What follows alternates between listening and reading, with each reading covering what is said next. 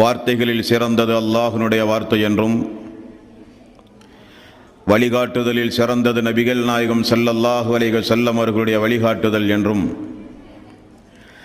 காரியங்களில் மிக மிக கெட்டது மார்க்கங்களில் பித்அத்துகளை உண்டாக்குவது.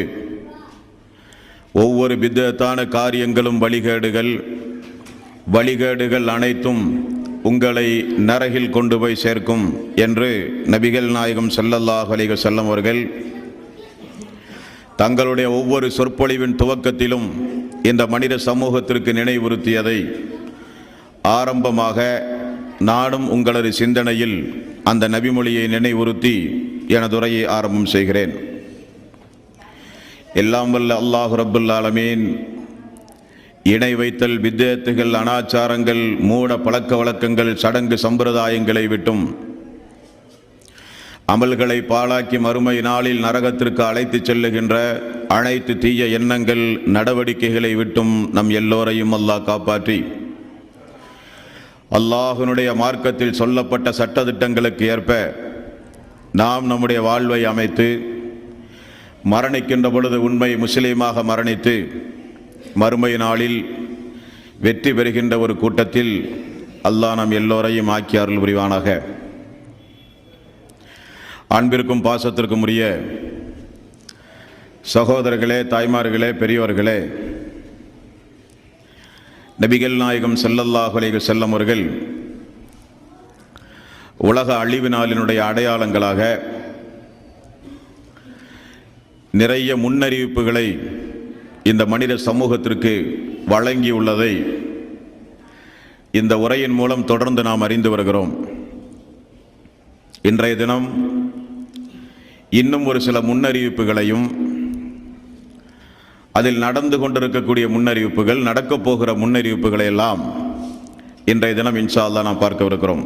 அதில் திருமதி என்கிற நபிமொழி தொகுப்பில் 2254வது நபிமொழி, புகாரி என்கிற நபிமொழி தொகுப்பில் 7061வது நபிமொழி. இந்த இரண்டு நபிமொழிகளிலும் அல்லாஹ்வினுடைய ரசூல் நபிகள் நாயகம் ஸல்லல்லாஹு அலைஹி வஸல்லம் அவர்கள் யுகமுடிவு நாளினுடைய அந்த நாள் நெருங்கிவிட்டது என்பதற்குரிய அடையாளமாக சொல்லும் பொழுது காலங்கள் எல்லாம் சுருங்கிவிடும் என்று சொல்கிறார்கள். ஒரு வருடம் என்பது ஒரு மாதத்தை போலவும், ஒரு மாதம் என்பது ஒரு வாரத்தை போலவும், ஒரு வாரம் என்பது ஒரு நாளை போலவும், ஒரு நாள் என்பது ஒரு மணி நேரத்தை போலவும், ஒரு மணி நேரம் ஒரு வினாடியை போல காலங்கள் சுருங்கிவிடும். அப்படி காலங்கள் சுருங்குவதை நீங்கள் அறிந்து கொண்டால் அது யுக முடிவு நாள், உலக அழிவு நாளினுடைய ஆரம்பத்தை நாமெல்லாம் எட்டி கொண்டிருக்கிறோம் என்று நீங்கள் புரிந்து கொள்ளுங்கள் என்றார்கள் ரசூலுல்லாஹி ஸல்லல்லாஹு அலைஹி வஸல்லம். ஆரம்ப காலகட்டத்திலெல்லாம்,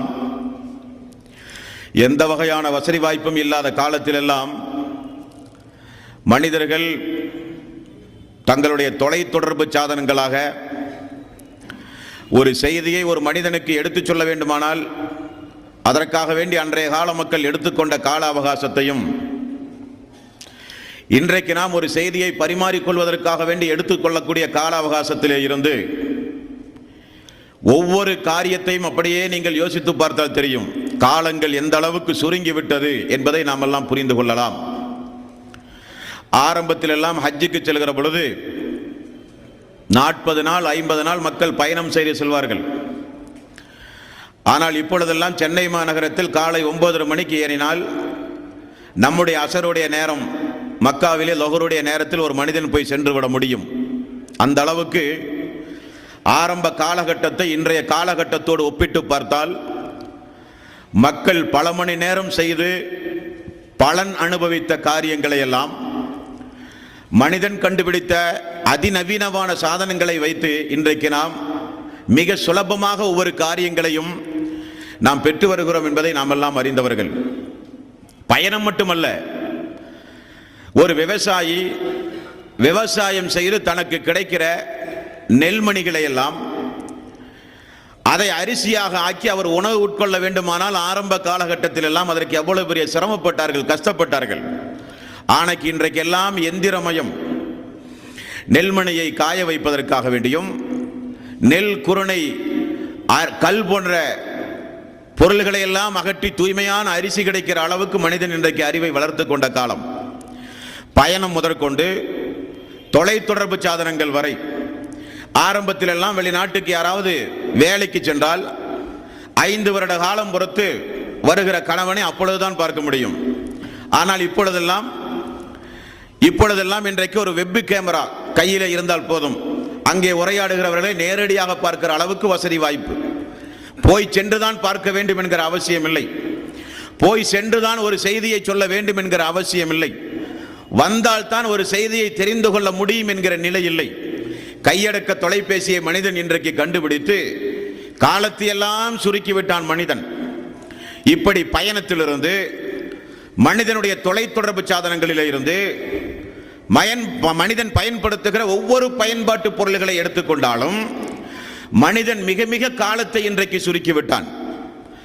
ஆரம்ப காலகட்டத்தில் பல நாட்கள் செய்ய வேண்டிய பணிகளை எல்லாம் ஒரு நிமிடத்தில் மனிதன் செய்கிற அளவுக்கு இன்றைக்கு மனிதன் காலத்தை சுருக்கி இன்றைக்கு தந்து கொண்டிருக்கிறான். அதை நபிகள் நாயகம் ஸல்லல்லாஹு அலைஹி வஸல்லம் அவர்கள் கூறும் பொழுது, காலம் சுருங்குவது, ஒரு வருடம் செய்ய வேண்டிய பணியை ஒரு வாரத்திலே செய்து முடிப்பது, ஒரு வாரத்தில் செய்ய வேண்டிய பணிகளை எல்லாம் ஒரு நாளில் செய்து முடிப்பது, ஒரு நாளில் செய்ய வேண்டிய பணிகளை எல்லாம் ஒரு மணி நேரத்தில் மனிதன் செய்கிற காரியம், ஒரு மணி நேரத்தில் செய்ய வேண்டிய காரியங்களை கண்ணை மூடி திறப்பதற்குள் ஒரு வினாடிக்குள் மனிதன் செய்கிறான் என்றால், இப்படி காலம் சுருங்குவதை நீங்கள் தெரிந்து கொண்டால் யுக முடிவு நாளின் அறிகுறி என்று ரசூலுல்லாஹி ஸல்லல்லாஹு அலைஹி வஸல்லம் அவர்கள் கூறினார்கள். இன்றைக்கு அது சாதாரணமாக நம் கண் எதிரே நடந்து கொண்டிருக்கிற நிதர்சனமான ஒரு உண்மை. அடுத்து நபிகள் நாயகம் ஸல்லல்லாஹு அலைஹி வஸல்லம் அவர்கள் கூறிய இன்னொரு முன்னறிவிப்பு, புகாரி என்கிற நபிமொழி தொகுப்பில் 7098வது நபிமொழி, 7061வது நபிமொழி, 2 நபிமொழிகளிலும் அல்லாஹ்வுடைய ரசூல் சொல்லுகிறார்கள், அந்த காலம் நெருங்கும் பொழுது மக்கள் மத்தியிலே அமல்கள் இருக்காது, இபாதத்துகளுடைய விஷயத்தில் மக்கள் பொடும்போக்காக இருப்பார்கள், மக்கள் நற்கர்மங்களை செய்கிற காரியத்தில் முற்றிலும் விலகி இருப்பார்கள், மக்கள் மத்தியிலே நல்லமல்கள் இருக்காது என்று ரசூலுல்லாஹி ஸல்லல்லாஹு அலைஹி வஸல்லம் அவர்கள் கூறினார்கள். இந்த முன்னறிவிப்பும் இன்றைக்கு நிதர்சனமாக நடந்து கொண்டிருக்கிற ஒரு சத்தியத்தை நாம் எல்லாம் கண்ணெதிரே பார்த்து கொண்டிருக்கிறோம் நண்பர்களே. உதாரணத்துக்கு சொல்ல வேண்டுமானால், அல்லாஹுவால் ஏவப்பட்ட கடமையாக்கப்பட்ட இபாதத்துகளுடைய காரியங்களில் தொழுகை, நோன்பு, ஜக்காத், ஹஜ் போன்ற எத்தனையோ வணக்க வழிபாடுகள், இந்த வணக்க வழிபாடுகளை எல்லாம் செய்கிற காரியங்களில் ஆண்களும் பெண்களும் எந்த அளவுக்கு ஆர்வத்தோடு இருக்கிறார்கள் என்பதை பார்த்தாலே உங்களுக்கு இந்த சத்திய அறிவிப்பு உங்களுக்கு தெள்ளத் தெளிவாக தெரியும். ரமலானுடைய மாதத்தில் பள்ளியோடு தொடர்பு வைத்திருக்கிற நாமெல்லாம் ரமலான் முடிந்தால் மீதமுள்ள 11 மாதங்களும் எப்படி நடக்கிறோம் என்பதை பார்க்கும் பொழுது இந்த முன்னறிவிப்பினுடைய யதார்த்தம் நமக்கு விளங்கும். ஜுமாவுடைய நாளில் அல்லாஹ்வுடைய ஆலயத்தை நிரப்புகிற இஸ்லாமிய தாய்மார்களும் பெரியோர்களும் சகோதர சகோதரிகளும் ஜுமானுடைய நாள் அல்லாமல் ஐங்கால தொழுகையில் எப்படி நடந்து கொள்கிறார்கள் என்பதை நினைத்து பார்த்தால் தெரியும் அந்த கியாம நாளுடைய அறிகுறி. ஐங்கால தொழுகை, திக்ருகள், ஸலவாத்துகள், தர்மங்கள், திருக்குர்ஆனோடு வைக்கிற தொடர்புகள், இவைகளையெல்லாம் நீங்கள் சீர்தூக்கி பார்த்தால் நாம் செய்கிற வணக்க வழிபாட்டினுடைய நிலைமை எப்படி இருக்கின்றது. அல்லாஹு தஆலா இந்த உலகத்தை எல்லாம் நமக்காக வேண்டி படைத்தானாம். நம்மை எதற்காக வேண்டி அல்லாஹ் படைத்தான்? வமா ஹலக்துல் ஜின்ன வல் இன்ஸ இல்லா லியஅபுதூன், மனிதர்களையும் ஜின்களையும் நான் படைத்தது எனக்கு இபாதத்து செய்ய என்று அல்லாஹ் சொல்கிறான். அப்படி இபாதத்து செய்வதற்காக வேண்டியே படைக்கப்பட்ட மக்கள் அல்லாஹ்வுடைய பூமிக்கு மேல் வாழ்ந்து கொண்டு அவனுடைய அருள்கொடைகளை எல்லாம் அனுபவித்துக் கொண்டு அவனுக்கு நன்றி கடன் செலுத்தாத ஒரு சூழ்நிலை உருவாகும். இபாதத்துகள் மக்கள் மத்தியிலே இருந்து எடுபட்டு போய்விடும். இபாதத்துகள் செய்கிற காரியத்தில் மக்கள் பொடும்போக்காக இருப்பார்கள், ஆர்வங்கள் இருக்காது. இபாதத்துகளை விட்டு மக்கள் தூரமாகி விடுவார்கள். இபாதத்துகளை செய்தாலும் அந்த இபாதத்தில் ஒரு உயிரோட்டம் இருக்காது. இபாதத்துகளை செய்தாலும் அந்த இபாதத், நபிகள் நாயகம் ஸல்லல்லாஹு அலைஹி வஸல்லம் அவர்கள் சொன்னார்களே, அமல்களில் அல்லாஹ்வுக்கு மிக பிடித்தமான அமல் எது தெரியுமா? அல்லாஹ்வுக்கு விருப்பமான வணக்க வழிபாடு எது தெரியுமா? குறைவாக இருந்தாலும் யார் அதை தொடர்ந்து செய்கிறார்களோ அந்த தொடர்ந்து செய்கிற வணக்க வழிபாடு அல்லாஹ்வுக்கு மிக மிக விருப்பமானது என்றார்கள் ரசூலுல்லாஹி ஸல்லல்லாஹு அலைஹி வஸல்லம். ஆர்வத்தோடு ஓடி ஓடி திருக்குரானோடு தொடர்பு வைத்து, ஆர்வத்தோடு ஓடி ஓடி நாம் இபாதத்துகளை செய்து ஆர்வம் குன்றிய பிறகு அந்த இபாதத்தை விட்டும் தூரமாவதை இஸ்லாம் விரும்பவில்லை. செய்கிற இபாதத்துகள் குறைவாக இருந்தாலும் அதை தொடர்ந்து செய்யுங்கள். தொடர்ந்து செய்கிற வணக்க வழிபாடு அல்லாஹ்வுக்கு மிக மிக விருப்பமானது என்று நபிகள் நாயகம் ஸல்லல்லாஹு அலைஹி வஸல்லம் அவர்கள் கூறினார்கள். அன்பர்களே, அதைத்தான் அல்லாஹ்வுடைய ரசூல் சொல்லுகிறார்கள். வணக்க வழிபாடுகள், செயல்பாடுகள், அமல்கள் இந்த மனித சமூகத்திலே குறைந்து வரும் அந்த நாள் வரும் பொழுது, அந்த நாள் வரும் பொழுது நல்ல நல்ல காரியங்கள் மனித சமூகத்திலே குறைந்து எங்கு பார்த்தாலும் தீய காரியங்கள் பரவி, எங்கு பார்த்தாலும் அநியாயங்கள், அக்கிரமங்கள் அதிகமாகி நல்லுள்ளம் படைத்தவர்கள் எல்லாம் கொஞ்சம் கொஞ்சமாக இந்த பூமியிலே இருந்து மரணத்தின் மூலம் அப்புறப்படுத்தப்பட்டு எங்கு பார்த்தாலும் தீயவர்கள் இருக்கிற நேரத்தில் தான் அந்த நாள் சம்பவிக்கும் என்று அல்லாஹ் சொல்லுகிறானே, அதிலிருந்து நம்மை நாம் காப்பாற்றிக் கொள்ள வேண்டும். இபாதத்துகள் வேண்டும் நம்முடைய வாழ்வில். பேசுவது முக்கியமல்ல, கேட்பது முக்கியமல்ல, எழுதுவது முக்கியமல்ல, படிப்பது முக்கியமல்ல, அந்த நிகழ்ச்சிக்கு ஏற்பாடு செய்வது முக்கியமல்ல. இபாதத்துகள் நம்முடைய சொந்த வாழ்வில் இடம்பெற வேண்டும் என்பதற்கு ஒரு நபிமொழியை பாருங்கள். புகாரியில் 7098வது நபிமொழி. ஒரு மனிதனை திடீரென்று வானவர்கள் நரகத்திலே கொண்டு வந்து தள்ளுவார்களாம். அவன் தன்னுடைய குடல்களை தானே சுமந்து கொண்டு நரகத்தை சுற்றி வருவானாம், கழுதை சுற்றுவதை போல. நரகத்தில் இருக்கிற ஒரு சில மக்கள் அந்த சுற்றி வருகிற அந்த மனிதனை பார்த்து கேட்பானாம், உனக்கு என்ன நேர்ந்தது? நீ பூமியில் எங்களுக்கு நன்மையை ஏவியவன் தானே. நீ பூமியில் நாங்கள் தீமை செய்யும் பொழுது அதை விட்டும் எங்களை தடுக்கக்கூடியவனாகத்தானே இருந்தாய். உனக்கு என்ன நேர்ந்தது என்று கேட்பார்களாம். அப்பொழுது அந்த நரகத்தை சுற்றி வலம் வந்து கொண்டிருக்கிற அந்த அடியான் சொல்லுவானாம், உங்களுக்கு நான் நன்மையை ஏவினேன், ஆனால் நான் நன்மையை செய்யவில்லை என்பானாம். உங்களுக்கு நான் தீமையை விட்டு உங்களை நான் தடுத்தேன், ஆனால் அந்த தீமையை நான் தாராளமாக செய்து கொண்டிருந்தேன் என்பானாம். அல்லாஹ் அந்த நிலையிலிருந்து நம்மை காப்பாற்ற வேண்டும். பேசுவதோ கேட்பதோ எழுதுவதோ அதற்குரிய ஏற்பாடுகளை செய்வதோ முக்கியம் அல்ல. ஆர்வத்தோடு இபாதத்துகளை செய்து திரும்ப அந்த ஆர்வம் குன்றுகிற பொழுது இபாதத்தை விட்டும் தூரமாக செல்வதற்கு இது உலக காரியம் அல்ல. இது மரணம் வரை தொடர்ந்து செய்ய வேண்டிய ஒரு இபாதத். இப்படிப்பட்ட இபாதத்துடையவர்களாக நாம் மாற வேண்டும். நபிகள் நாயகம் ஸல்லல்லாஹு அலைஹி வஸல்லம் அவர்கள் சொன்னார்கள், நீங்கள் சலிப்படையாத வரை அல்லாஹ் சலிப்படைய போவதே இல்லை. நீங்கள் தான் சலிப்படைவீர்களே தவிர அல்லாஹ் சலிப்படைய மாட்டான். ஆகவே நின்று கொண்டு தொழ முடியாவிட்டால் அமர்ந்து கொண்டாவது தொழுங்கள், அமர்ந்து கொண்டு தொழ முடியாவிட்டால் படுத்துக் கொண்டாவது தொழுங்கள் என்றெல்லாம் நபிகள் நாயகம் ஸல்லல்லாஹு அலைஹி வஸல்லம் ஐங்கால தொழுகையை அல்லாஹ்வுக்கு செய்ய வேண்டிய மிக முக்கியமான இபாதத்தாக திகழ்கின்ற இந்த தொழுகையை அல்லாஹ்வுடைய ரசூல் உங்களால் முடியாவிட்டால் முடிந்த அளவு செய்யுங்கள், முடியக்கூடிய வகையில் என்று நமக்கு போதித்த இபாதத்துகள். இந்த இபாதத்துகள் சீசனுக்காக வேண்டியோ, மக்களுக்காக வேண்டியோ, சமூகத்திற்காக வேண்டியோ, குடும்பத்தாரை திருப்திப்படுத்துவதற்காக வேண்டியோ இந்த இபாதத்துகள் செய்தல் கூடாது. இபாதத்துகளை செய்துவிட்டு விட்டு விடுவது கூடாது. இபாதத்துகள் குறைவாக இருந்தாலும் அந்த இபாதத்துகளை தொடர்ந்து செய்வதுதான் அல்லாஹ்வுக்கு விருப்பமானது. இபாதத்துகளை விட்டும் தூரமாகிற மக்கள் என்றைக்கெல்லாம் வருகிறார்களோ, இபாதத்துகளில் பொடும்போக்குடையவர்கள் என்றைக்கெல்லாம் இந்த பூமியில் வாழ்கிறார்களோ, நீங்கள் தெரிந்து கொள்ளுங்கள், அது கியாம நாளின் அறிகுறி என்றார்கள் ரசூலுல்லாஹி ஸல்லல்லாஹு அலைஹி வஸல்லம். அந்த நிலையிலே இருந்து அல்லாஹ் நம் எல்லோரையும் காப்பாற்ற வேண்டும்.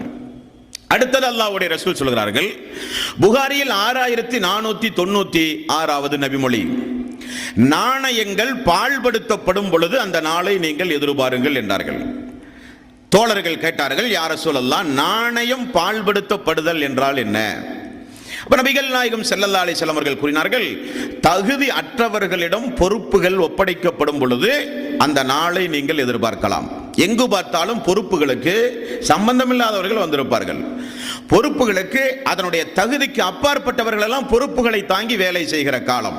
குடும்பமானாலும், தொழிலானாலும், சமூக பணிகளானாலும், நிர்வாகமானாலும், ஜமாத்துகளானாலும், அரசாங்கம் நடத்துகிற காரியங்களானாலும், எல்லா காரியங்களிலும் பொறுப்பு பொறுப்பு என்று வருகின்ற, தலைமைத்துவம் என்று வருகின்ற, தலைமையேற்று மக்களை வழிநடத்துதல் என்று வருகின்ற ஒவ்வொரு காரியங்களிலும் பொறுப்புக்கு தகுதியில்லாத மக்கள் ஒப்படைக்கப்படும் பொழுது, அவர்களிடத்தில் பொறுப்புகள் ஒப்படைக்கப்படும் பொழுது, தகுதி அற்றவர்கள் எல்லாம் மக்களை நல்வழிப்படுத்துவதற்கு முன்வரும் பொழுது, பொறுப்புக்கும் அவர்களுக்கும் சம்பந்தம் இல்லாதவர்கள் எல்லாம் பொறுப்புகளை கையில எடுத்துக்கொண்டு நிர்வாகம் செய்ய வரும் பொழுது அது கியாம நாளின் அறிகுறி என்றார்கள் ரசூலுல்லாஹி ஸல்லல்லாஹு அலைஹி வஸல்லம். இந்த பூமியில் பிறக்கின்ற ஒவ்வொரு மனிதனும் பொறுப்பாளி. பிள்ளைகளை எடுத்துக்கொண்டால் பெற்றோர்கள் பிள்ளைகளுக்கு பொறுப்பாளி, கணவனுடைய பிள்ளைகளுக்கும் உடைமைகளுக்கும் பொறுப்பாளி மனைவி, பெற்றோர்கள் பிள்ளைகளுடைய பொறுப்பு தாய் தந்தையர்களை பார்க்கிற பொறுப்பு.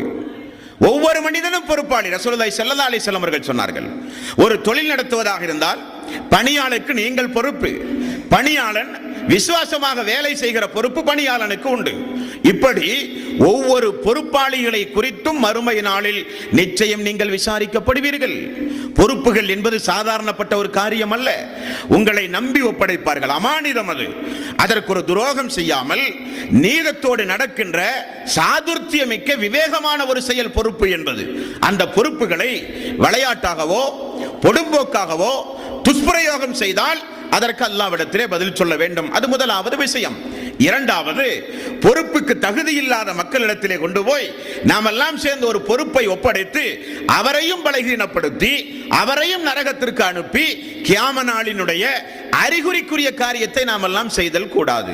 ஆகவேதான் ரசூலுல்லாஹி ஸல்லல்லாஹு அலைஹி வஸல்லம் அவர்கள் கூறினார்கள், தகுதி அற்றவர்களிடம் பொறுப்புகள் ஒப்படைக்கப்படும், அந்த நாள் வரும் பொழுது நீங்கள் தெரிந்து கொள்ளுங்கள், அது கியாம நாளின் அறிகுறி என்றார்கள். இந்த விஷயத்திலும் நாம் பேணுதலாக இருக்க வேண்டும். அல்லாஹ் தஆலா இந்த நிலையிலிருந்து நம்மை காப்பாற்ற வேண்டும். அடுத்தது ரசூலுல்லாஹி ஸல்லல்லாஹு அலைஹி வஸல்லம் அவர்கள் கூறினார்கள், புகாரி என்கிற நபிமொழி தொகுப்பில் 3609வது நபிமொழி, முஸ்லிம் என்கிற நபிமொழி தொகுப்பில் 5603வது நபிமொழி. இது கொஞ்சம் கடுமையான ஒரு எச்சரிக்கை, மிக கடுமையான எச்சரிக்கை. எப்படிப்பட்ட பாரதூரமான எச்சரிக்கை என்றால், இந்த சமூகத்தில் ஒரு 30 பேர்கள் வருவார்கள். இந்த 30 பேர்களும் சமூகத்தில் என்ன கொள்கையை சொல்லுவார்கள் என்றால், நானும் இறைவனுடைய தூதர் என்று சொல்லுவார்கள். அல்லாஹ்வுடைய ரசூலுக்கு பிறகு நபி கிடையாது. அல்லாஹ்வுடைய ரசூலோடு அல்லாஹு தஆலா 5வது அத்தியாயத்தின் 3வது வசனம், அல் யௌம அக்மல்து லக்கும் தீனக்கும் வ அத்மம்து அலைக்கும் நிஅமதி வ ரலீது லக்கும் அல் இஸ்லாம தீனா, இந்த மார்க்கத்தை நான் முழுமைப்படுத்தி விட்டேன் என்று அல்லாஹு தஆலா சொல்லி, இவருக்கு பிறகு தூதர் இல்லை என்று அல்லாஹ் மார்க்கத்தை முழுமைப்படுத்திய பிறகு நானும் இறை தூதர் என்று சொல்ல மனிதர்கள் புறப்பட்டு வருவார்கள். ஏன்? ரசூலுல்லாஹி ஸல்லல்லாஹு அலைஹி வஸல்லம் அவர்கள் உயிரோடு இருக்கிற காலத்திலேயே அல்லாஹ்வுடைய ரசூலுக்கு யமாமா என்று சொல்லப்படுகிற ஒரு இடத்திலே இருந்து முசைலமா என்று சொல்லப்படுகிற ஒரு மனிதன் நானும் இறை தூதர் என்று மக்கள் மத்தியிலே அறிமுகமாகி, ரசூலுல்லாஹி ஸல்லல்லாஹு அலைஹி வஸல்லம் அவர்களுக்கு அவன் எழுதுகிற கடிதம் எல்லாம் என்ன தெரியுமா? பொய்யர் முஹம்மது அவர்களுக்கு உண்மையான இறை தூதர் முசைலமா எழுதி கொள்வது என்று கடிதம் எழுதுகிற அளவுக்கு துணிந்த பாவி அந்த பாவி. அல்லாஹ்வுடைய ரசூல் ஆள் அனுப்பி தேடி கொலை செய்வதற்கு அளவுக்கு முடிவுக்கு போன பிறகு அவன் ஊர் விட்டு ஊரெல்லாம் தப்பி ஓடினான். இறுதியில் அபூபக்கர் சித்தீக் ரலியல்லாஹுடைய ஆட்சி காலத்தில் யமாமா என்று சொல்லப்படுகிற அந்த இடத்தில் ஒரு போர் நடக்கிற பொழுது எந்த வக்சி ஹம்சா ரலியல்லாஹு அவர்களை கொன்றாரோ, அபூ சுபியானுடைய மனைவி ஹிந்தா பயிற்சி அளிக்கப்பட்ட அந்த வக்சி என்பவர் தான் ஹம்சாவை கொன்றார். கொன்ற பிறகு இஸ்லாத்தை தழுவினார் மக்கா வெற்றிக்கு பிறகு. ஆனால் அவருக்கு ஒரு உறுத்தல், ஒரு உத்தம சீலரை, தியாகம் செய்த ஒரு உத்தம சீலரை எதிரணியில் இருந்து கொண்டு கொன்ற இந்த இஸ்லாத்திற்கு ஒரு துரோகம் விளைவித்து விட்டோமே, இந்த இஸ்லாத்திற்கு ஏதாவது ஒரு நன்றி கடன் செலுத்த வேண்டும் என்று அந்த வக்சி ரொம்ப ஆர்வத்தோடு இருந்த நேரத்தில் அபூபக்கர் சித்திக் அவருடைய தலைமை ஆட்சி காலத்தில் யமாமா என்கிற இடத்தில் ஒரு போர் நடந்தது. அந்த போரில் முசைலமா என்கிற பொய்யனை கொன்று இந்த இஸ்லாத்திற்கு நன்றி கடன் செலுத்தினார் அந்த வக்சி என்பவர் என்று வரலாறுகளிலே பார்க்கிறோம். அப்போ அபூபக்கர் சித்திக் ரலியல்லாஹுடைய ஆட்சி காலத்திலேயே ஒரு பொய்யன் கொல்லப்பட்டான். அடுத்தது அபூபக்கர் சித்திக் ரலியல்லாஹுடைய ஆட்சி காலத்திலேயே எந்த அளவுக்கு மீண்டும் தன்னை இறை தூதர்கள் என்று சொல்லி மனிதர்கள் புறப்பட்டார்கள் என்றால், யமன் என்று சொல்லப்படுகிற நாட்டில் அஸ்வத் அல் அன்சியு என்று சொல்லப்படுகிற ஒரு மனிதனும் இதே போல தன்னை நபி என்று சொன்னான். உடனே அவன் பிடித்து கொலை செய்யப்பட்டான். துலைகா பின் குவைலித் சஜா என்று சொல்லப்படுகிற பெண்ணும் தன்னை இறை தூதர்கள் என்று வாதாடினார்கள். பிறகு சஹாபாக்கள் சென்று அழைப்பு பணி செய்த காரணத்தினால் இருவரும் இஸ்லாத்தை தழுவினார்கள். இப்படி சஹாபாக்களுடைய காலத்திலேயே நிறைய பொய்யர்கள், நானும் இறை தூதர், எனக்கும் வகி வருகிறது என்று வகியோடெல்லாம் அந்த பாவிகள் விளையாடினார்கள். அல்லாஹ்வுடைய வகியோடு விளையாடினால் அது எப்படிப்பட்ட விபரீதத்தை ஏற்படுத்தும் தெரியுமா உங்களுக்கு? திருக்குரானோடு விளையாடினால், அல்லாஹ்வுடைய வகியோடு விளையாடினால். ஒரு சம்பவத்தை பாருங்கள். ரசூலுல்லாஹி ஸல்லல்லாஹு அலைஹி வஸல்லம் அவர்கள் மதீனாவில் இருக்கும் பொழுது ஒரு கிறிஸ்தவர் இஸ்லாத்தை தழுவினார். அவர் இஸ்லாத்தை தழுவிய உடனே அல்லாஹ்வுடைய ரசூல் அவருக்கு உயர் அந்தஸ்தை கொடுத்து, எழுத்தாற்றல் இருக்கிற காரணத்தினால், அரபு புலமை இருக்கிற காரணத்தினால் ரசூலுல்லாஹி ஸல்லல்லாஹு அலைஹி வஸல்லம் இஸ்லாத்துக்கு வந்தவரை விசுவாசித்து அவருக்கு வகி எழுதுகிற துறையில் பொறுப்பு கொடுத்தார்கள். இந்த பாவி என்ன செய்தான்? அவன் மீண்டும் கிறிஸ்துவ மதத்திற்கு மரம் மாறி இருந்து கொண்டு ரசூலுல்லாஹி ஸல்லல்லாஹு அலைஹி வஸல்லம் உடைய வஹியை எழுதுகிற வேலையை செய்து கொண்டிருந்தான். சூரத்துல் பக்ரா, ஆல இம்ரான் எல்லா அத்தியாயமும் மனப்பாடம் செய்தான். இவன் என்ன வேலை பார்த்து கொண்டிருந்தான்? மதீனா முழுக்க போய் நான் எழுதி கொடுப்பதைத்தான் முகமது சொல்லுகிறார், அவருக்கொன்று புதிதாக வேதமெல்லாம் ஒன்று அருளுவதில்லை என்று பித்னா செய்ய ஆரம்பித்தான். அல்லாஹ்வுடைய ரசூலுக்கு அது தெரிந்தது. உடனே பிடித்தவனுக்கு தண்டனை கொடுப்பதற்குள் மீண்டும் அவன் கிறிஸ்தவ மதத்தை தாண்டி ஓடிவிட்டான்.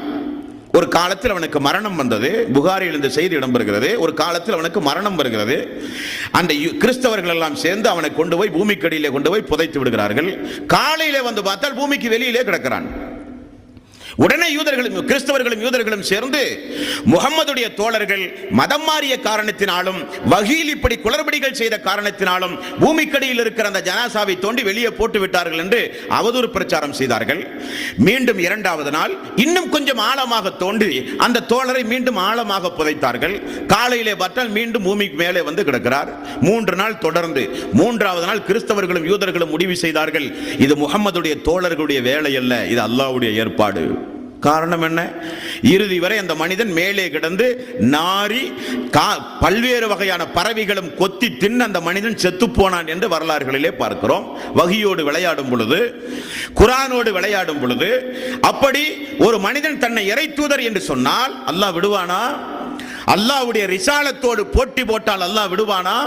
1839 இருந்து 1902 வரை பாகிஸ்தானிலே இருக்கிற பஞ்சாப் என்று சொல்லப்படுகிற மாநிலத்தினுடைய ஒரு பகுதியிலே இருந்து மிர்சாகுலா என்பவன் நானும் நபி என்று சொல்லி இந்த நூற்றாண்டில் கூட மிகப்பெரிய ஃபித்னாக்களையும் குழப்பங்களையும் ஏற்படுத்தி வாழ்ந்து மரணித்ததை நாம் யாரும் மறக்க முடியாது. அதை நபிகள் நாயகம் ஸல்லல்லாஹு அலைஹி வஸல்லம் அவர்கள் சொன்னார்கள், கியாமத் நாளின் அறிகுறி குர்ஆனோடு விளையாடுவார்கள், வஹியோடு விளையாடுவார்கள். அல்லாஹு தஆலா இறுதி தூதராக என்னை அனுப்பி தூதுத்துவத்தை அல்லாஹ் நிறைவு செய்த பிறகும் மீண்டும் இறை தூதர் என்று சொல்லப்படுகிற பொய்யர்கள் எங்கு பார்த்தாலும் தோன்றுவார்கள். 30 பொய்யர்கள். இன்னும் சொல்ல வேண்டுமானால் சங்கைக்குரிய இமாம்கள் சொல்லுகிறார்கள், ஒவ்வொரு காலகட்டத்திலும் பொய்யர்களை கணக்கிட்டு பார்த்தால் நிறைய பேர்கள் உண்டு. ஆனால் இந்த 30 பொய்யர்கள் என்று ரசூலுல்லாஹி ஸல்லல்லாஹு அலைஹி வஸல்லம் அவர்கள் சொன்னது கொஞ்சம் சக்தி வாய்ந்து வீரியத்தோடு தலைமைத்துவம் ஏற்று ஜமாத்துகளை உருவாக்கியவர்கள் இந்த 30 பேர்கள். நபிகள் நாயகம் ஸல்லல்லாஹு அலைஹி வஸல்லம் அவர்கள் கூறினார்கள். அந்த முன்னறிவிப்பு இன்றைக்கு சாதாரணமாக நிகழ்ந்து கொண்டிருக்கிறது. அல்லாஹ்வுடைய ரசூலுக்கு பிறகு ரசூல் கிடையாது. நபிகள் நாயகம் ஸல்லல்லாஹு அலைஹி வஸல்லம் அலி ரலியல்லாஹு அன்ஹு அவர்களை பார்த்து சொன்னார்கள், எனக்கு பிறகு இனி ஒரு தூதர் வருவதாக இருந்தால் அது இந்த அலியாகத்தான் இருப்பார், ஆனால் தூதர் கிடையாது என்றார்கள் நபிகள் நாயகம் ஸல்லல்லாஹு அலைஹி வஸல்லம். இறுதி தூதர் அல்லாஹு தஆலா என்னை எப்படி தூதுத்துவ பணியில் நிவர்த்தி செய்தான், முழுமையாக்கினான் என்றால், ஒரு அடியான் ஒரு வீட்டை கட்டி மக்களை எல்லாம் அந்த வீட்டை சுற்றி பார்க்க ஒரு விருந்துக்கு ஏற்பாடு செய்து அழைக்கிறான். வீட்டை சுற்றி பார்க்கிற மக்கள் எல்லாம் ஒரு செங்கல் மூலையில் மீதம் இருந்ததை பார்த்து, இந்த செங்கல்லும் வைத்தால் இந்த மாளிகை எந்த அளவுக்கு அழகானதாக, கண்ணை கவரக்கூடியதாக, முழுமை அடைந்ததாக அமையும் என்று மக்கள் பேசிக் கொண்டார்கள். அந்த செங்கல் தான் நான் என்றார்கள் ரசூலுல்லாஹி ஸல்லல்லாஹு அலைஹி வஸல்லம். தூதுத்துவ பணியில், அந்த தூதுத்துவ பணியில் உள்ள முழுமைப்படுத்தியவன் நான், என்னோடு தூதர்கள் கிடையாது என்றார்கள் நபிகள் நாயகம் ஸல்லல்லாஹு அலைஹி வஸல்லம். ஆனால் பொய்யர்கள் வருவார்கள், தூதர் என்று மக்கள் மத்தியிலே பிரச்சாரம் செய்வார்கள், அது கியாமத் நாளின் அறிகுறி என்று நபிகள் நாயகம் ஸல்லல்லாஹு அலைஹி வஸல்லம் அவர்கள் கூறிய முன்னறிவிப்பையும் நாம் மறந்துவிடக் கூடாது. மிக மிக ஜாக்கிரதையாக நாம் இருத்தல் அவசியம். அடுத்த அல்லாஹ்வுடைய ரசூல் உலக அமைப்பு முறைகளில் கொஞ்சம் வித்தியாசங்களை அல்லாஹ்வுடைய ரசூல் சொல்லுகிறார்கள். குறிப்பாக அரபு பாலைவனங்களில் முஸ்லிம் என்கிற நபிமொழி தொகுப்பில் 1839 1681. இந்த நபிமொழிகளை பார்த்தால் அரபு தீபகற்பத்தில் ஒரு சில மாற்றங்கள் உண்டாகும், அது கியாம நாளின் அறிகுறி என்கிறார்கள். எப்படியாம்? அரபு தீபகற்பங்களில் இன்றைக்கு விளைச்சல்கள் உண்டு. அந்த விளைச்சல்கள் எல்லாம் குழப்பங்கள் அதிகமாகும் போது, அநியாயங்கள் அக்கிரமங்கள் அதிகமாகும் போது விளைச்சல் பூமி எல்லாம் மேய்ச்சல் நிலங்களாக மாறிவிடுமாம். விளைச்சல் செய்ய ஆளே இருக்காதாம். அந்த பூமிகளில் எல்லாம் வாய்க்கால்கள் ஓட ஆரம்பிக்குமாம். அப்படிப்பட்ட ஒரு சூழ்நிலை வந்தால் நினைத்துக் கொள்ளுங்கள், கியாம நாளின் அறிகுறி. பாலைவனங்கள் எல்லாம் எங்கு பார்த்தாலும் பூங்காங்களாக மாற்றப்படும், சோலைகளாக மாற்றப்படும். பாலைவனங்கள் என்பது அதற்கே உரித்தான ஒரு யதார்த்த, அது ஒரு வறண்ட பூமி. அந்த வறண்ட பூமியை சோலைகளாக மாற்றுவார்கள் வாழ்கிற மக்கள். பூங்காக்களாக, சோலைகளாக, செயற்கையாக மக்கள் மாற்றுவார்கள். அப்படி மாற்றுகிற காலம் வந்தால் தெரிந்து கொள்ளுங்கள், அது கியாம நாளின் அறிகுறி. அது ஒரு கியாம நாளின் அறிகுறி என்றும் நபிகள் நாயகம் ஸல்லல்லாஹு அலைஹி வஸல்லம் அவர்கள் கூறிய செய்தி முஸ்லிம் என்கிற நபிமொழி தொகுப்பிலே நீங்கள் பார்க்கலாம். அடுத்து அல்லாஹ்வுடைய ரசூல் பொருளாதார சம்பந்தப்பட்ட விஷயங்களை சொல்கிறார்கள். கொஞ்சம் ஆச்சரியமான காரியம். அல்லாஹ்வுடைய ரசூல் சொல்கிறார்கள், மனிதன் வறுமையோடு இருப்பான், ஆடை அணிந்தாலும் நிர்வாணமாக அரைகுறை ஆடையோடு மனிதன் இருப்பான். காலிலே செருப்பெல்லாம் இருக்காது. காலில் செருப்பில்லாமல், முழுமையான ஆடை இல்லாமல் வறுமையோடு வாழ்ந்து கொண்டிருந்த மனிதன், ஆடுகளை மேய்த்து கொண்டிருந்த மனிதன் திடீரென மிகப்பெரிய ஒரு சமூகத்திற்கே தலைவனாக மாறிவிடுவான். எந்த வசதி வாய்ப்பும் இருக்காது, அவன் யார் என்றே தெரியாது. ஆனால் திடீரென மக்கள் மத்தியிலே சமூகத்தில் பெரிய பிரபலமாகி மக்கள் மத்தியில் மக்களுக்கு மிகப்பெரிய பொறுப்பாளியாக, தலைவராக மாறிவிடுவான். அப்படிப்பட்டவனை தெரிந்து கொண்டால் கியாம நாளின் அறிகுறி. உலகம் அழிய போகுது. தகுதி இல்லாதவர்கள், பொறுப்புக்கு தகுதி இல்லாதவர்கள், நாணயம் பால்படுத்தப்படும் பொழுது அந்த நாளை எதிர்பாருங்கள் என்று அல்லாஹ்வுடைய ரசூல் சொன்னதனுடைய விளக்கத்தை சொல்லுகிறார்கள். யாரெல்லாம் பொறுப்புக்கு வர வேண்டும், மக்களுக்கு தலைவராக வேண்டும் என்கிற நியதியோ கோட்பாடோ அந்த காலத்தில் இருக்காது. எல்லாம் வருவார்கள் என்றார்கள். ஒட்டகத்தை மேய்த்தவர்கள் எல்லாம் உயர்வான கட்டிடம் கட்டுவார்களாம். நடுத்தர வர்க்கத்தினர்கள் எல்லாம் அடுக்குமாடி கட்டிடம் கட்ட ஆரம்பிப்பார்களாம். திடீரென ஒரு மாற்றம். இந்த மாற்றங்களை நபிகள் நாயகம் ஸல்லல்லாஹு அலைஹி வஸல்லம் அவர்கள் கூறிய செய்தி புகாரியில் 7121 50வது நபிமொழிகளில் நீங்கள் பார்க்கலாம். திடீரென இப்படிப்பட்ட மாற்றங்கள். நடுத்தர வர்க்கத்தில் இருக்கிறவர்கள் திடீரென மாறுவார்கள். வறுமையோடு இருக்கிற மக்கள் திடீரென அந்தஸ்திலே உயருவார்கள். அதற்காக வேண்டி பொருளாதாரம் திரட்டுவதோ, ஏழையாகத்தான் இருக்க வேண்டும், வசதியை பெருக்கிக் கொள்ளக்கூடாது என்பதற்காக வேண்டி அல்ல.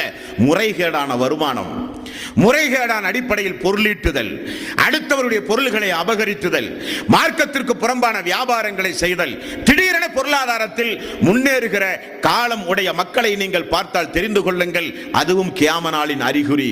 ரசூலுல்லாஹி ஸல்லல்லாஹு அலைஹி வஸல்லம் அவர்கள் கூறினார்கள்.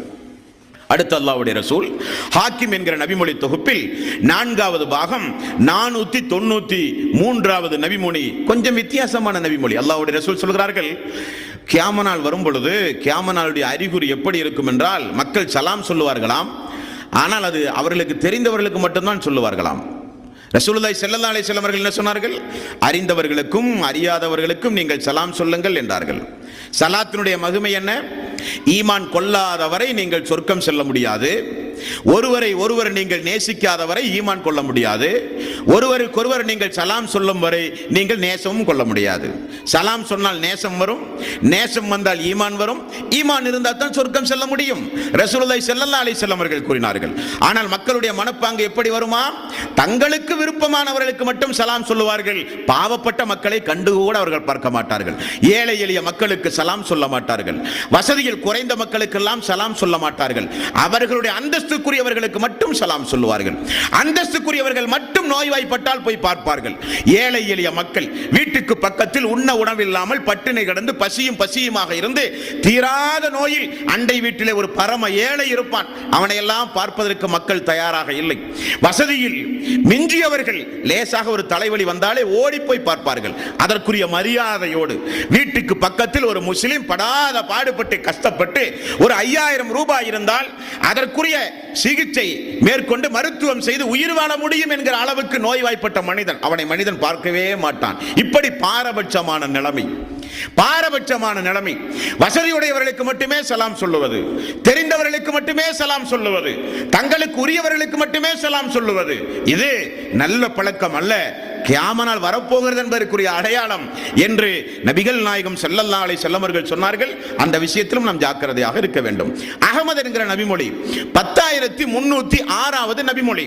அகமது என்கிற கிதாபில் 10306வது நபிமொழி ரசூலுல்லாஹி ஸல்லல்லாஹு அலைஹி வஸல்லம் அவர்கள் கூறினார்கள், எங்கு பார்த்தாலும் கடை தெருவுகள் அதிகமாகுமாம்.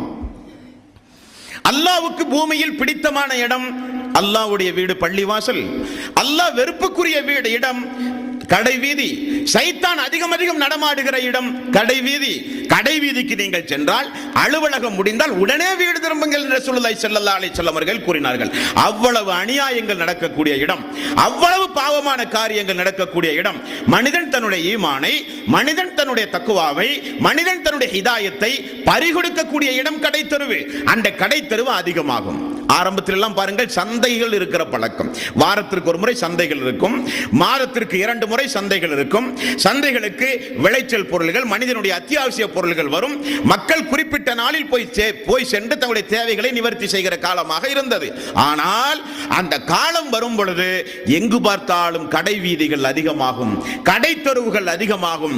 அல்லாஹ்வுடைய பள்ளியில் மக்கள் இருக்க மாட்டார்கள், அங்குதான் மக்கள் கூட்டம் கூட்டமாக இருப்பார்கள். சைத்தானுக்குரிய இடம் அப்படிப்பட்ட இடம் என்று ரசூலுல்லாஹி ஸல்லல்லாஹு அலைஹி வஸல்லம் அவர்கள் கூறினார்கள். அதையும் ஒரு முன்னறிவிப்பாகவே அல்லாஹ்வுடைய ரசூல் சொல்லுகிறார்கள். அடுத்தது அகமது என்கிற நபிமொழி தொகுப்பில் 1511வது நபிமொழி அல்லாஹ்வுடைய ரசூல் சொல்லுகிறார்கள், மனிதன் நாவை கொண்டு சாப்பிட ஆரம்பிப்பான். மனிதன் நாவை கொண்டு மனிதன் சாப்பிட ஆரம்பிப்பான். அந்த நாள் வராதவரை யுக முடிவு நாள் வராது. நாவை கொண்டு மனிதன் சாப்பிடுகிறான் என்றால் என்ன பொருள்? ஒரு முறை பணத்துக்காக வேண்டி சத்தியத்தை பேசுவான், அதை விட கொஞ்சம் கூடுதல் பணம் யாராவது கொடுத்தால் இன்னும் கொஞ்சம் மாற்றி பேசுவான். இன்றைக்கு இந்த கட்சியை ஆதரித்து பேசுவான், நாளைக்கு வேற எங்காவது பொறுப்புகள் கொடுத்தால் இந்த கட்சியை தரைக்குறவாக பேசி அந்த கட்சியை உயர்த்தி பேசுவார். இப்படி மனிதன் உலக ஆதாயத்திற்காக வேண்டி தன்னுடைய நாவை பயன்படுத்துவான். காசுக்காக வேண்டி சத்தியத்திற்கு மாறாக பேசுவான். சத்தியத்தை பேசுவதாக இருந்தாலும் தனக்கு பணம் வேண்டும் என்று சொல்லுவான். நாவை பேச்சாற்றலை தொழிலாக ஆக்குகிற காலம் வரும். அதுவும் கியாமத் நாளின் அறிகுறி. அதுவும் கியாமத் நாளின் அறிகுறி. பேச்சாளர்கள் உருவாகலாம், அது தப்பல்ல. ஒரு தாயின் மூலம், ஒரு பேச்சாளரின் மூலம் மக்கள் நேர்வழி பெறலாம், பேச்சாளர்கள் உருவாகலாம். அது அல்லாஹ்வுடைய சொர்க்கத்திற்குரிய பாதை உங்களுக்கு இலகுவாக்கும் என்பது நபிமொழி. அது நல்லவர்களுக்குரிய உதாரணம். ஆனால் பேச்சை தொழிலாக ஆக்கி நாவின் மூலம் பொருளாதாரம் திரட்டுவது, இன்னும் சொல்ல வேண்டுமானால் சாதாரண ஒரு பொருளை பேச்சு சாதுரியத்தின் மூலம் அந்த பொருளுக்கு மெருகூட்டி கொஞ்சம் அதிகமாக பில்டப் பண்ணி ஒரு சில பொருள்களை சத்தியம் போட்டு கூட விற்பனை செய்கிறவர்கள் இருக்கிறார்கள் இல்லையா? பேச்சு சாதுரியத்தின் மூலம் மக்களை விழுக்காட்டுகிறவர்கள், பேச்சு சாதுரியத்தின் மூலம் இந்த உலகத்தில் சம்பாதிக்கிறவர்கள், பேச்சை ஒரு தொழிலாக ஆக்குகிறவர்கள், பணத்திற்கு தகுந்தாற் போல, பதவிகளுக்கு தகுந்தாற் போல சத்தியத்தை அசத்தியமாக, அசத்தியத்தை சத்தியமாக மனிதன் இந்த உலகத்தில் பேச ஆரம்பிப்பான். அதுவும் கியாமத் நாளின் அறிகுறி என்றார்கள் ரசூலுல்லாஹி ஸல்லல்லாஹு அலைஹி வஸல்லம். அடுத்த ஒரு அறிகுறி புகாரியில் 7086வது நபிமொழி. நபிகள் நாயகம் ஸல்லல்லாஹு அலைஹி வஸல்லம் அவர்கள் சொன்னார்கள், கொடுக்கல் வாங்கலில் அன்றைக்கு நம்பிக்கை எல்லாம் இருக்காது. நம்பிக்கைக்குரியவன் இதோ இந்த கோத்திரத்தில் ஒரு மனிதன் இருக்கிறான், அதோ அந்த குடும்பத்தில் ஒரு மனிதன் இருக்கிறான் என்று மனிதன் தேடி பிடித்து நம்பிக்கைக்குரியவர்களை மனிதன் தேடி பிடிக்கிற காலம் வரும்.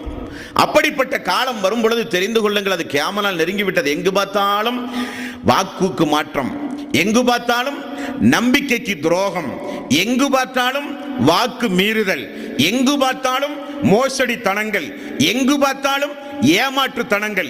இப்படி நம்பிக்கைக்கு துரோகம் செய்கிற மக்கள் அதிகமாகும் போது தெரிந்து கொள்ளுங்கள், அது கியாமத் நாளின் அறிகுறி. இதற்கெல்லாம் உண்டு மறுமையில் இன்ஷா அல்லாஹ். அதை நாம் தொடர்ந்து நாம் பார்ப்போம். அல்லாஹ்வுடைய ரசூல் சொல்லுகிற முன்னறிவிப்புகள், இந்த முன்னறிவிப்புகள் மக்கள் எப்படிப்பட்ட மக்களாகவெல்லாம் வருவார்கள் அந்த நாள் நெருங்கும் பொழுது, எப்படிப்பட்ட மக்களை எல்லாம் அல்லாஹு தஆலா வாழ வைத்து அந்த நாளை கொண்டு வருவான் என்பதைத்தான் நாம் தொடர்ந்து இந்த உரையின் மூலம் நாம் அறிந்து கொள்ள கடமைப்பட்டிருக்கிறோம். அப்ப கொடுக்கல் வாங்கலில் நாணயம் இல்லாத மக்கள் உருவாவார்கள். அவர்களிடத்திலே நேர்மை எதிர்பார்க்க முடியாது, நாணயத்தை எதிர்பார்க்க முடியாது. கொடுத்த பொருளை திரும்ப கேட்டால் கிடைப்பதே அரிது என்கிற ஒரு சூழ்நிலைகள் உருவாகும். எங்காவது மூளையில் மனிதன் நாணயம் உள்ளவன் இருக்கிறானா என்று தேடுகிற காலம் வரும். அது கியாமத் நாளின் அறிகுறி என்று ரசூலுல்லாஹி ஸல்லல்லாஹு அலைஹி வஸல்லம் அவர்கள் கூறினார்கள். அடுத்து அல்லாஹ்வுடைய ரசூல் சொல்கிறார்கள், ஒரு மனிதன் நல்ல அறிவுள்ளவனாக இருப்பான். சமூகத்தில் எல்லோரும் அவனை அறிவாளி என்று சொல்லுவார்கள். சமூகத்தில் எல்லோரும் அவனை மிகச்சிறந்த ஒரு வீரன் என்று சொல்லுவார்கள். சமூகத்தில் எல்லோரும் அவனை மிகப்பெரிய ஒரு விவேகம் உள்ளவர் என்று சொல்லுவார்கள். ஆனால் தெரிந்து கொள்ளுங்கள், அதெல்லாம் வெளிவேஷம். அவனுடைய உள்ளத்தில் கடுகளவு கூட ஈமான் இருக்காது. கடுகளவு கூட ஈமான் இருக்காது. பேச்சாற்றல் உள்ளவர்கள், எழுத்தாற்றல் உள்ளவர்கள், சாதுர்த்தியமிக்கவர்கள், விவேகமானவர்கள், வீரமிக்கவர்கள் எல்லாம் சமூகத்தில் இருப்பார்கள். உங்களுக்கும் தெரியும் அப்படிப்பட்ட அந்தஸ்துக்குரியவர்கள் என்று. ஆனால் உள்ளம் எப்படி இருக்கும் என்றால் கடுகளவு கூட ஈமான் இருக்காது. ஈமானுக்கும் இஸ்லாத்திற்கும் உள்ளத்திற்கும் சம்பந்தம் இருக்காது என்று ரசூலுல்லாஹி ஸல்லல்லாஹு அலைஹி வஸல்லம் அவர்கள் சொன்னார்கள். உண்மைதானே? உண்மைதானே? புகாரி, முஸ்லிம் என்கிற நபிமொழி தொகுப்பில் ஈமானுடைய பாடத்தில் முதலாவதாக வருகிற நபிமொழிகளை பாருங்கள். 3 மனிதர்களை அல்லாஹு தஆலா மறுமையில் முதற்கட்டமாக விசாரிப்பான். மறுமையை பற்றி பார்க்கும்பொழுது இன்ஷா அல்லாஹ் விரிவாக பார்ப்போம்.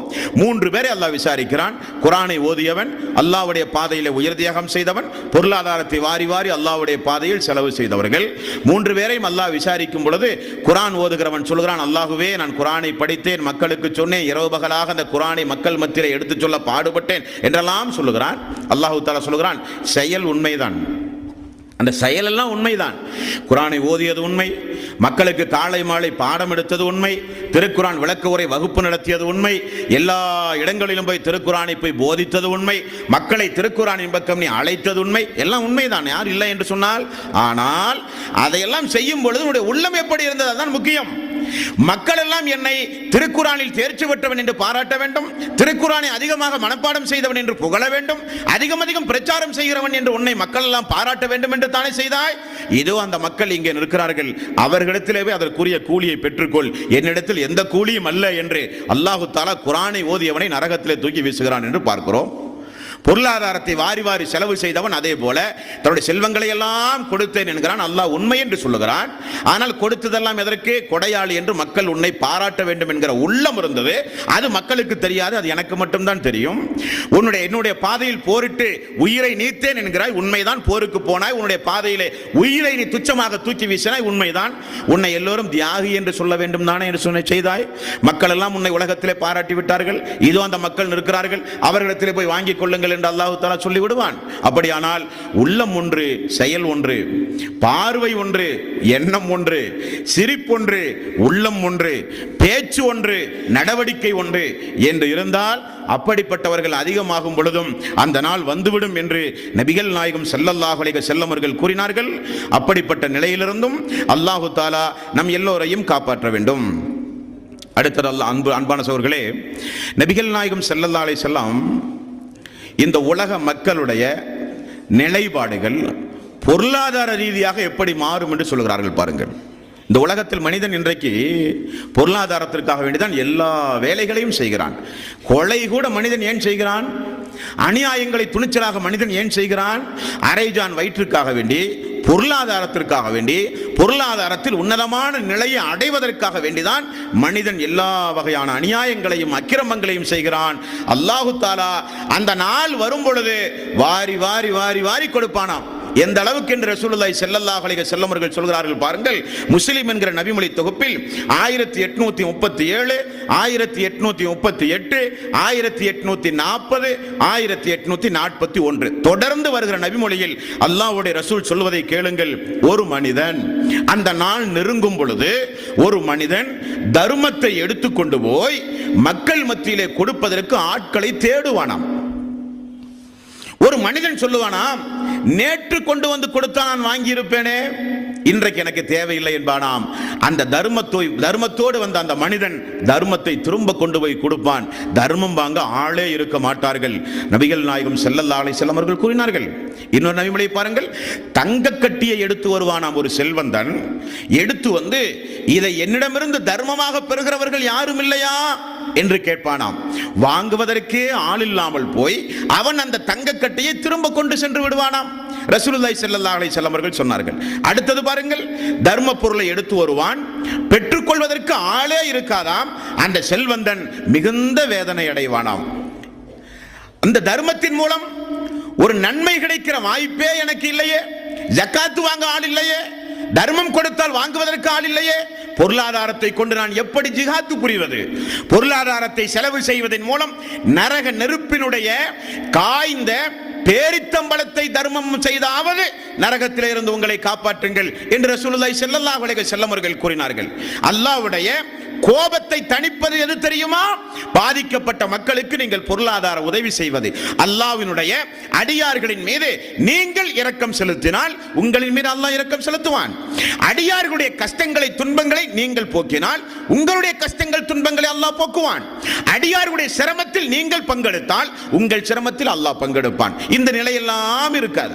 மனிதன் காசு பணம் என்று அல்ஹாக்குமுத் தகாசுர் ஹத்தா ஸுர்துமுல் மகாபிர், பேராசை, பொருளாதாரம் பொருளாதாரம் என்கிற பேராசை மனிதனுக்கு கபரில் கொண்டு போய் இருக்கிற வரை உண்டாகும் என்று அல்லாஹ் சொல்லுகிறான்.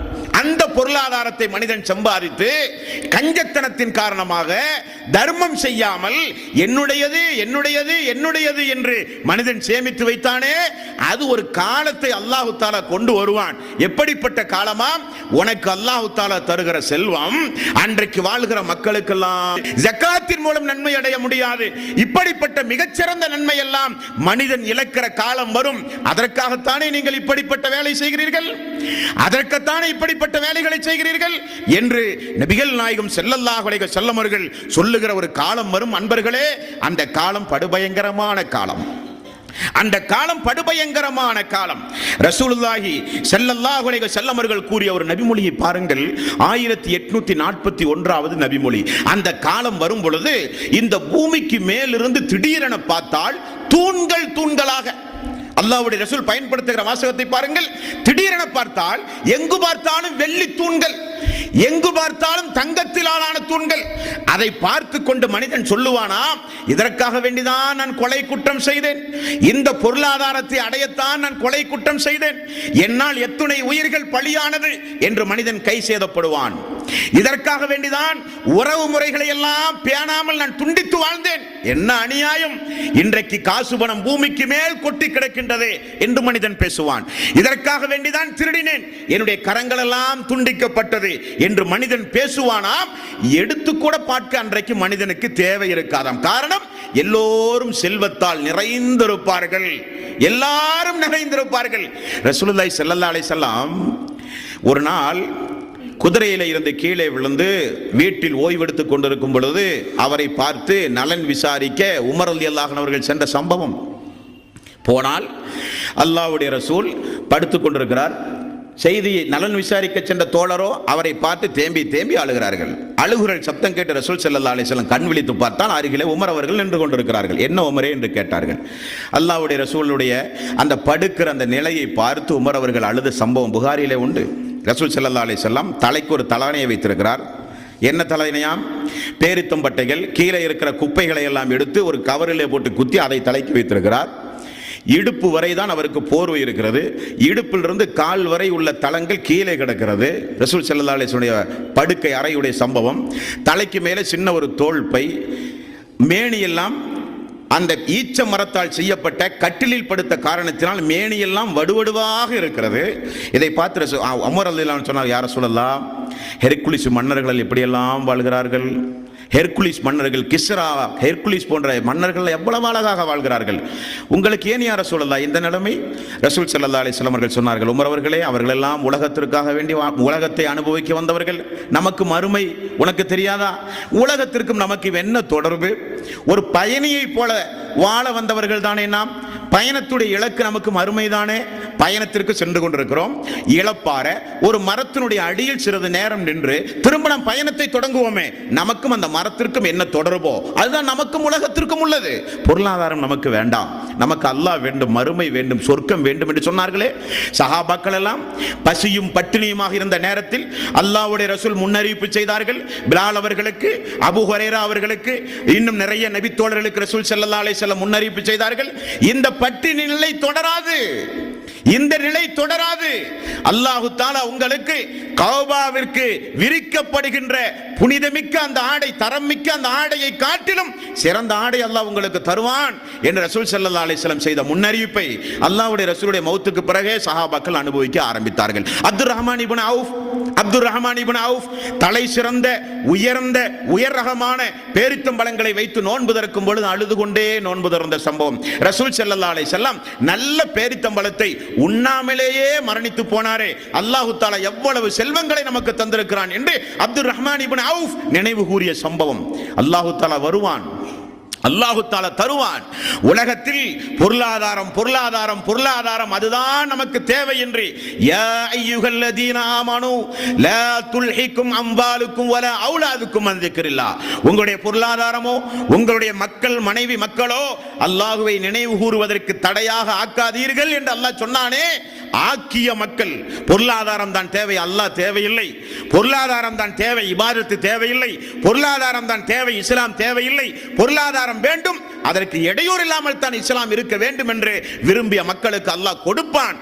பூமியிலிருந்து தங்கங்களாக, பூமியிலிருந்து வெள்ளிகளாக எடுப்பதற்கு ஆள் இல்லாமல் அந்த தங்கத்தையும் வெள்ளியையும் மனிதன் பார்த்து இதற்காகத்தான் கொலை செய்தேன், இதற்காகத்தான் குடும்பத்தையே பிரித்து நாசமாக்கி வாழ்ந்தேன், இதைத்தான் திருடி கையெல்லாம் இழந்தேன், ஆனால் பூமிக்கு மேல் எங்கு பார்த்தாலும் கொட்டி கிடக்கின்றதே என்று மனிதன் கூப்பாடு போடுகிற நாள் அந்த நாள், மனிதன் கூப்பாடு போடுகிற நாள் அந்த நாள் என்று நபிகள் நாயகம் ஸல்லல்லாஹு அலைஹி வஸல்லம் அவர்கள் சொன்னார்கள். நண்பர்களே, இப்படிப்பட்ட ஒரு காலம் வரும். எங்கு பார்த்தாலும் செல்வச் செழிப்பு, எங்கு பார்த்தாலும் செல்வச் செழிப்பு.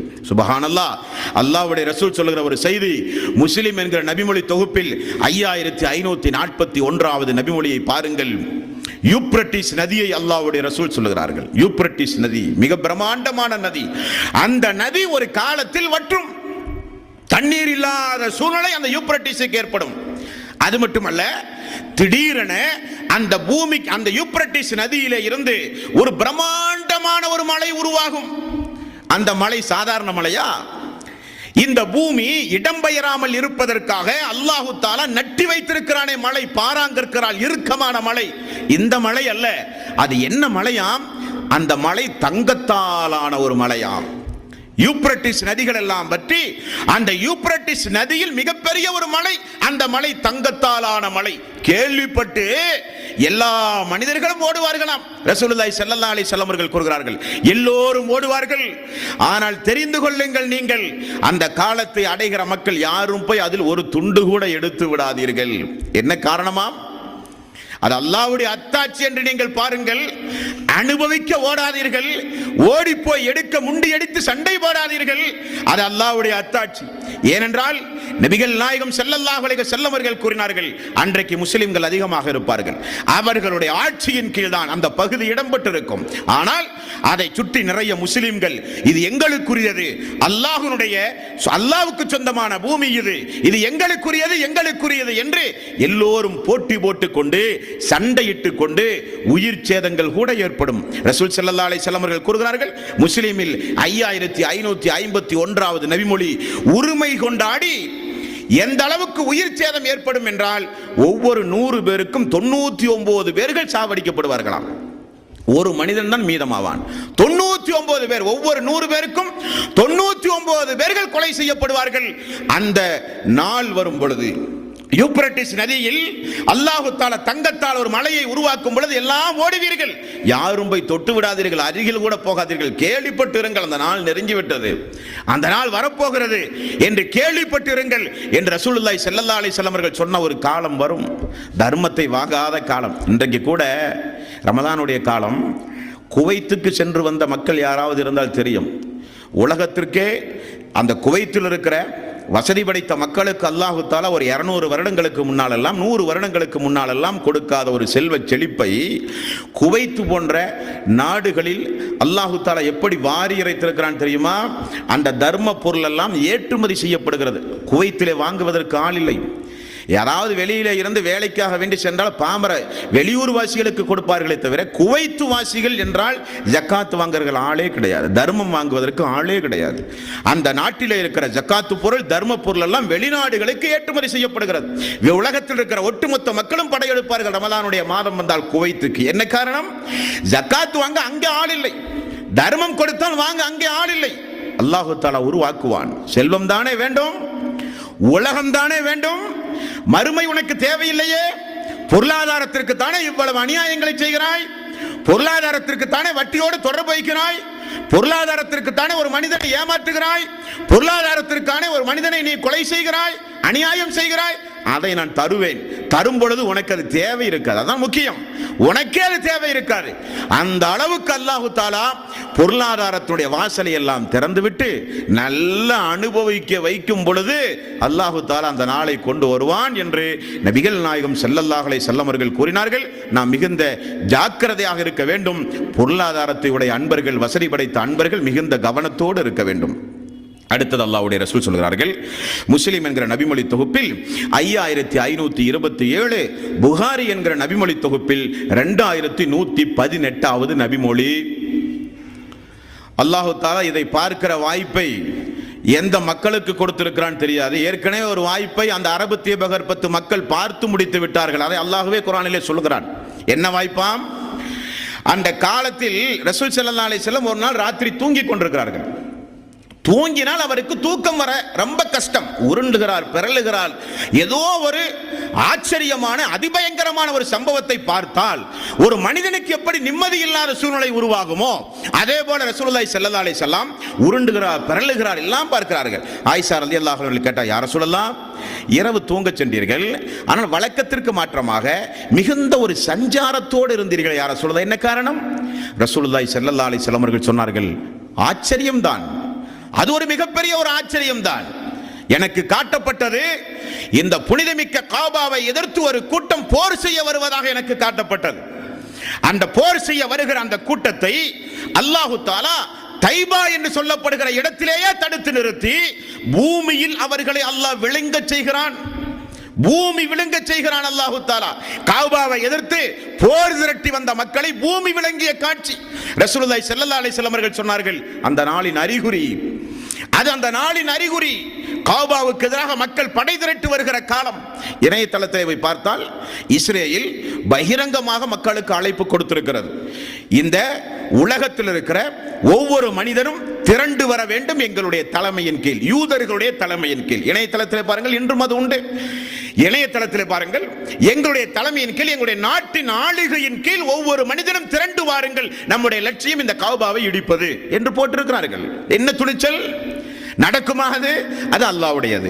காரணம், அல்லாஹு தஆலா தூதரை அனுப்புவதற்கு முன்னதாகவே, இஸ்லாம் வருவதற்கு முன்னதாகவே எல்லா அநியாயங்களையும் மக்காவிலே மக்கள் செய்து கொண்டிருக்கும் பொழுது, ஆபிரகாம் என்பவன் யானைப்படையை திரட்டி வந்த பொழுது அல்லாஹு தஆலா காப்பாற்றவில்லையா? தூதர் கிடையாது, இஸ்லாம் கிடையாது, நல்லவர்கள் கிடையாது, எல்லாம் அநியாயக்காரர்கள் இருந்த காலத்திலேயே அது அல்லாஹ்வுடைய ஆலயம், அவன் நான் பாதுகாத்தேன் என்கிறான். அபாபீல், அபாபீல் என்கிற பறவையின் மூலம் யானைகளை எல்லாம் ஓட்டச் செய்து அல்லாஹு தஆலா அந்த புனிதமிக்க காபாவை பாதுகாத்து அந்த ரப்பு சொல்லுகிறான் தூதருக்கு, ஒரு காலம் வரும், அப்படி வரும்பொழுது ஒரு படையினர்கள் வருவார்கள், தைபா என்கிற இடத்திலேயே பூமி அவர்களை எல்லாம் விழுங்கும் என்றார்கள். அப்ப ஆயிஷா ரலியல்லாஹு அன்ஹா அவர்கள் சொன்னார்கள், யா ரசூலல்லாஹ், வழியில போகிற வருகிற மக்கள் எல்லாம் இருப்பார்களே, அவர்களுடைய நிலைமை என்ன? அதுக்கு சம்பந்தம் இல்லாமல் வியாபாரம் செய்து கொண்டிருப்பார்களே, அவர்களுடைய நிலைமை என்ன? ரசூலுல்லாஹி ஸல்லல்லாஹு அலைஹி வஸல்லம் அவர்கள் சொன்னார்கள், எல்லோரையும் அந்த பூமி விழுங்கும், எல்லோரையும் அந்த பூமி விழுங்கும், நல்லவர்களை விழுங்கும், வழிப்போக்கர்களை விழுங்கும், அந்த போருக்கு நிர்பந்தமாக அழைத்து வரப்பட்டவர்களையும் அந்த பூமி விழுங்கும். ஆனால் ஒன்று, அவரவருடைய எண்ணத்திற்கு ஏற்றவாறு அல்லாஹ் மறுமையில் கூலி கொடுப்பான். ஆனால் இந்த காபாவை நெருங்க முடியாது என்றார்கள். அது கியாம நாளின் அறிகுறி. அதே நேரத்தில் உலக அழிவு நாள் ஏற்படும் பொழுது அந்த காபாவை உடைப்பார்கள் ஒரு சில மக்கள் என்று ரசூலுல்லாஹி ஸல்லல்லாஹு அலைஹி வஸல்லம் அவர்கள் சொன்னார்கள். அது ஒரு அதிபயங்கரமான சம்பவம். காரணம், விட்டால் உலகம் அழிய போகிற நிலைமை. ஹஜ் செய்வதற்கு ஆள் இருக்காது, உம்ரா பண்ணுவதற்கு ஆள் இருக்காது, முஸ்லிம்கள் இந்த பூமியில் இல்லாத சூழ்நிலை வரும் பொழுது அந்த காபாவை ஒவ்வொரு செங்கற்கற்களாக, அந்த காபாவினுடைய ஒவ்வொரு திரைச்சீலைகளும் அறுத்து வீசப்பட்டு ஒவ்வொரு செங்கல்லும் உடைக்கப்படுவதை நான் இப்பொழுதும் பார்க்கிறேன் என்று ரசூலுல்லாஹி ஸல்லல்லாஹு அலைஹி வஸல்லம் அவர்கள் சொன்னார்கள். அது ஒரு நாள். அதை விரிவாக இன்ஷா அல்லாஹ் நாம் பார்ப்போம். இப்பொழுது ரசூலுல்லாஹி ஸல்லல்லாஹு அலைஹி வஸல்லம் அவர்கள் சொன்னார்கள், கியாம நாளின் அறிகுறி நெருங்கும் பொழுது கஅபாவை படையெடுத்து திரண்டு வந்து அந்த கஅபாவை இடிக்கின்ற கொடுங்கோலர்கள் உருவாவார்கள். அல்லாஹ் விடமாட்டான், பூமியை பிளக்கச் செய்து பூமியில் அவர்களை புதைப்பான் என்று நபிகள் நாயகம் ஸல்லல்லாஹு அலைஹி வஸல்லம் அவர்கள் கூறினார்கள். இவைகளெல்லாம் அல்லாஹ்வுடைய ரசூல் சொன்ன முன்னறிவிப்பு. ஆகவே அன்பர்களே, புனிதமிக்க இந்த ரமலானுடைய மாதத்தில் எவைகளை கேட்டோமோ அதை நம்முடைய வாழ்வில் ஒரு படிப்பினைக்குரியதாக நாம் ஆக்க வேண்டும். இந்த உலகம் என்பது இன்றைக்கல்ல என்றைக்கா ஒரு நாள் அழிந்து போகும் என்பது ஊர்ஜிதமானது.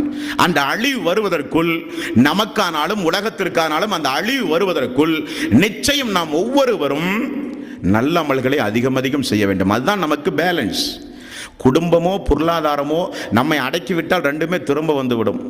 அடக்கினால் கபருக்குள் இருப்பது எது? நல்ல அமல். அந்த நல்ல அமல் நம்மிடத்தில் எந்த அளவுக்கு இருக்கிறதோ அந்த அளவுக்கு மறுமையில் நாம் வெற்றி பெறலாம்.